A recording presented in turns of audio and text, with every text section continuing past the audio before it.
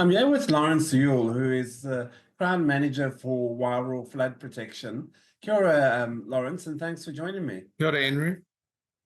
Good to see you, Lawrence. You've had many roles in your life, Mayor, MP, now you Crown Manager for Wairoa Flood Protection. This came out of the devastating floods a while ago in Wairoa, and there was a lot of controversy around the bar and whether it should have been opened or not. And you were brought in to solve the problems, I think. So how things are going? Things are going really well. We've made a lot of progress since I was appointed on the 15th of August, and we should have a preferred option selected by the 7th of February. In terms of, we looked at 18 options for the protection of North Clyde. So the flooding issues in Wairoa are really broken down into three parts. There is a North Clyde part where the 280 homes that are Category 2C, they were impacted by the Cyclone Gabriel. And then there is Korpu Road, which is impacted by flooding in June of this year. And then there is ongoing issues around what we do about keeping the bar open, because the bar has a fundamental impact on the level of the river, particularly up Korpu Road and up to the township. North Clyde is actually flooded generally where the river comes out of its stream above the showgrounds. So the two they're not really connected. There's a little bit of connection, but not much. So the priority is North Clyde. That's what the 70 million was given for. And that's to shift those people from Category 2C to Category 1 by giving them flood protection works. So now just for the uninitiated, so the bar is basically sand that blocks the mouth of the river. And Correct. Obviously when it's not open, the water builds up in the river and this causes flooding. Is that an accurate assessment of it? It's not quite sand. It's very fine. It's like sand, but it's very fine shingle, really. Okay. And it doesn't have to be blocked. It actually, it's when it goes round the corner to the west there's a hill by the bar called Pilot Hill. And if the bar is open, if there's an opening to the ocean directly in front of the bar is working fine. But when it goes round Pilot Hill, it's very hydraulically inefficient. And even if the bar is open further around Pilot Hill, it still causes the river to back up right up into the township. So it's not only being open, it's having the bar opening in an optimal position. Okay, and does that position change depending on different conditions? Yeah, the sea conditions, the direction of the swell, the height of the swell, and also where the river's at. So about 3 weeks ago, the river was incredibly low because until this most recent event, it's been very dry in Wairoa, so the river was incredibly low. The bar opening was round the corner. And the net result was the river almost stopped flowing. And so the Wairoa district, who has a discharge consent into the river for treated effluent, had to stop for 3 days. The bar was subsequently manually opened and has worked well since. And even in this most recent event where they've had 200 mils of rain in Wairoa in the last few days, the bar has worked incredibly well. It's been opened and it's worked properly. But it is constantly changing and constantly evolving, and you only have to go and see it, like I've done several times this week, in the midst of a large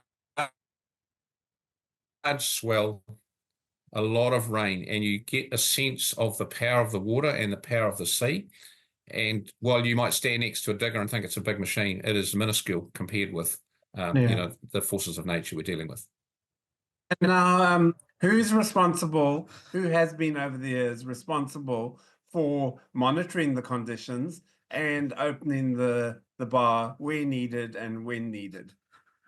The Hawke's Bay Regional Council has a statutory role for the management of the river and the management of the bar. There's nobody else that has that responsibility, and they have been responsible for it from the catchment days, then the formation of the Regional Council. Now, there has been some criticism of the management of this, hence you coming into this role. And there's also talk that local knows better and that the district council sort of knows the movement of the bar. Yep. Is this something you're trying to work through over who should be Well, managing? yes, we have. I'm specifically sort of prohibited from talking about what may or may not have happened in June, and there's court Yeah. cases and all sorts of things. But what I can say is that we brought in a new bar management regime, which is done jointly between Tato Tato, the Wairoa District Council, and the Hawke's Bay Regional Council. While the Hawke's Bay Regional Council has ultimately the mandated authority to do it, a lot of these decisions are now being made jointly, especially in the initial stages, to work out what, when, and how. And that is a fundamental change. We also have put in an interim bar in the middle of the river, which is dug down, but it has a dam at the front of it. What that means is it normally would take 3 days to dig the bar out. It will only take about half a day to dig the front of that bar out because the back of it's already excavated. That is already in place. And we've also, the regional council has now installed its first camera, which is, if it's not, it will be made live to the public very quickly, where they can view the bar and it's opening from their phone at home or wherever they are. So and now the bar is flown weekly with drones by the Hawke's Bay Regional Council and also by Wairoa District, who have to do their own inspection of their own waterways, their own stormwater network. So things have ramped up dramatically since the June event, and candidly, they probably needed to, but everybody's stepped up to the mark. And I think now there is a much greater level of vigilance, of joint decision making and understanding of what needs to happen to the bar and when it's open. That being said, Andrew, opening the bar is an art rather than a science. You're dealing with nature, powerful forces of rivers and ocean currents. So it can't always be guaranteed that it will work, but we're doing things to maximize the chances of it working. And the most recent bar opening that happened 3 weeks ago has worked incredibly well, and long may that continue. I know you don't want to look back on things, but why did it get to this, Lawrence? People have been saying for years, and you speak to people like Craig Little, and they've been saying for years something needs to be done. Why is it suddenly ramped up to this level since you've been there?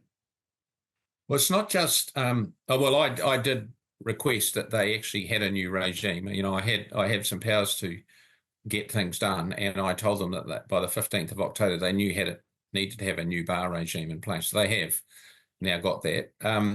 I think it's just a combination of things. I think, unfortunately for Wairoa, it's some distance away, and when you take some of the local decision making out of that and bring it back, to Napier, you lose some granularity and some concept of some of the local knowledge. I think that's been accepted by the regional council now. I think that's why the new regime is in place and appears to be working. And we're also being way more proactive than we might have been before. So this whole concept of having effectively a bar in reserve in the middle, of the ocean bar that can be opened in half a day, that's in response to some of the criticism, to lessons learned. I can't really tell you why it's happened to this point. There's been lots of reports written, but we are where we are, and I'm way more confident that we're in a position that will really make a difference. We are also looking at hard protection options for the groin. So is there a way, for the bar, is there a way of installing something that will more naturally keep the bar open?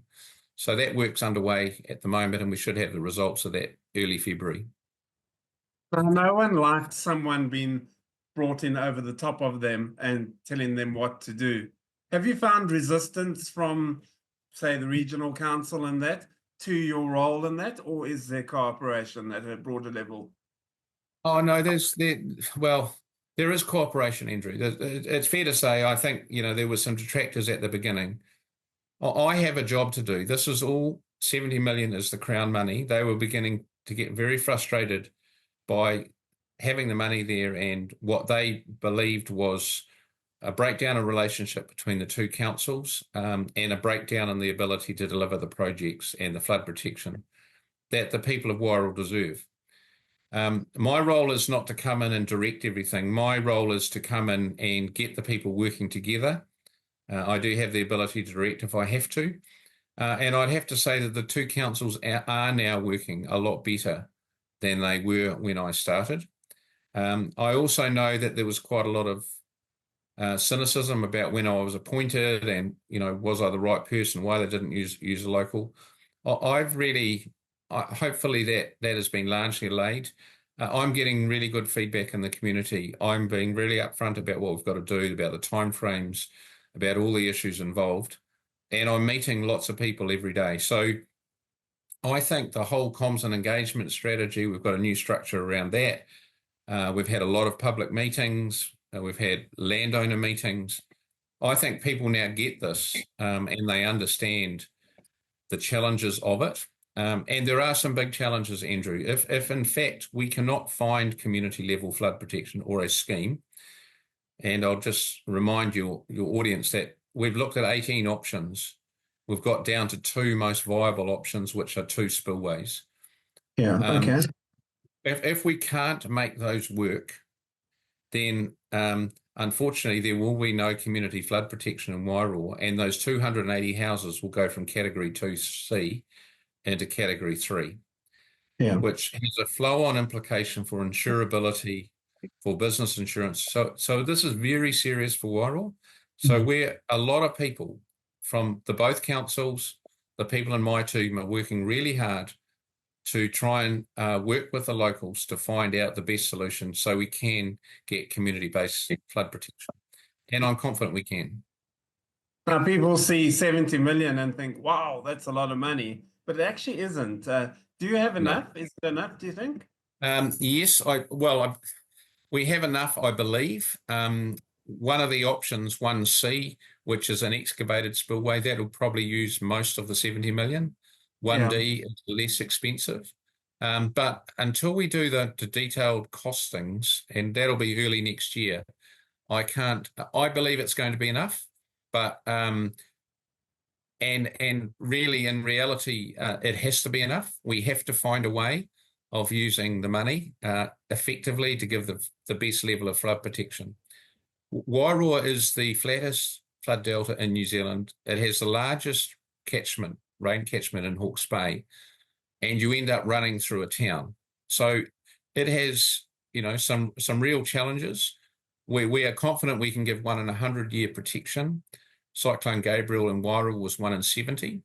So the protection we're looking at would have provided protection for North Clyde, for Cyclone Gabriel, Cyclone Bowler, and what happened in a big flood in 1948. Now, has this whole exercise made you realize that maybe we weren't in the previous generations actually good at deciding where towns and cities go? Hindsight's a wonderful thing, Andrew, but previous generations used the rivers for transport and for food. So, boats used to come up the Wairoa River from the ocean. There was hotels next to the river. They used to disembark, they'd stay at the hotels. That was the maritime navigation at the time. And equally, local people, it was a major part of their food source. And for many people in Wairoa, it still is. So if you go down to the bar or the river any day in Wairoa, there's people out there fishing, whitebaiting. The awa is a really fundamental part of Wairoa's history and its actual being. So everybody knows whether the river's high or low, the bars are open or closed. It's just part of their daily life. Yeah. Now, what is your deadline to get everything finished and everything done? Well, the aim is to have it's not really an aim, it's a pretty hard imposed deadline from myself, that we will have a decision in principle by the 7th of February, and that the regional council will consider and make a decision around the 10th of February based on that.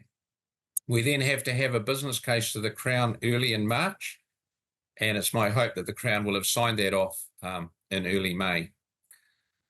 Then we have to work out if that all works, and it'll be subject to peer reviews and a whole lot of other things, and if the Crown signs the 70 million off, then I'm hopeful we can start enabling works in the latter part of next year. So October on, when the ground conditions are good. And it's about a 2-year build. Okay. And is there any chance of getting any more money from the Crown? In this environment, I think unlikely. But if the case warranted it, I'm not against going and asking the Crown that question. But I actually do believe 70 million is enough. What might be required is more money if we want to do a hard engineering solution at the bar. So if we're going to build a groin, which protects another part of Wairoa, then I think we need to be open to having those conversations about how we might fund that. Has this been a daunting task, or do you feel you're on top of it? I feel I'm on top of it now. It was daunting at the start, to be fair. We had 2 councils that, didn't have the best of relationships between themselves. We had a community that was frustrated, a community that was still, suffering from 2 flood events. So we still have some people that are still out of their houses from Cyclone Gabriel. Wow. We had a whole lot of people in August that were still out of their houses from the June event. So, Wairoa people are very resilient, but they've taken a hammering. So it took a while to sort of get a handle on all of this, but I feel we're in way better shape now than we were. And yes, we've got some decisions to make, and they're hard. And we actually need the cooperation of the community as well, because we have to get access to a whole lot of land for these spillways. And yes, there are public works provisions that can be used on general land, but those same provisions can't be used on Māori land. So we have to negotiate with willing parties to try and allow access. We're not seeking to alienate the land. We simply want an ability to access the land to build spillways on, and the people can own the land should they wish to. Now, a lot of people say Wairoa's off the beaten track, and the only reason it's really got the attention is that it's got a mayor who stands up and shouts and screams and gets attention. Has your opinion of Wairoa people and that changed since you've been in this role? Yes, candidly, because I don't think I understood it as much as I do now. So Craig Little is an amazing mayor for Wairoa. He champions his community. He doesn't take no for an answer. The government respect that, and the people of Wairoa love him for it. But what I have observed is a fascinating culture, which many of us could sort of, I think we should respect, and it should be applauded. By way of example, every single person I've discussed, and I've discussed with dozens of landowners who may have their house in the middle of a spillway or land in a spillway, or we want to build a small stock bank through their property, while they're not generally happy about it at first blush, they always say, but we have to do what we need to do to protect our town. And as long as we're looked after, we're generally okay with it. So there's this whole mantra of protecting our town. They're incredibly resilient, incredibly independent. They love their town, and they want to do the right thing. So that's what I've learned. And I'm not sure that you would get that universally across New Zealand. There's a sense of pride in Wairoa. There's a deep sort of tikanga connection to the land and the whenua and their history, and they love it there.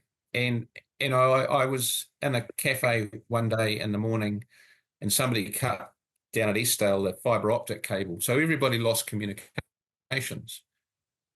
So the lady in the cafe said, "Don't worry about it. Just come back tomorrow, or here's my card," and put the money in the account. And she just kept operating as though nothing had happened.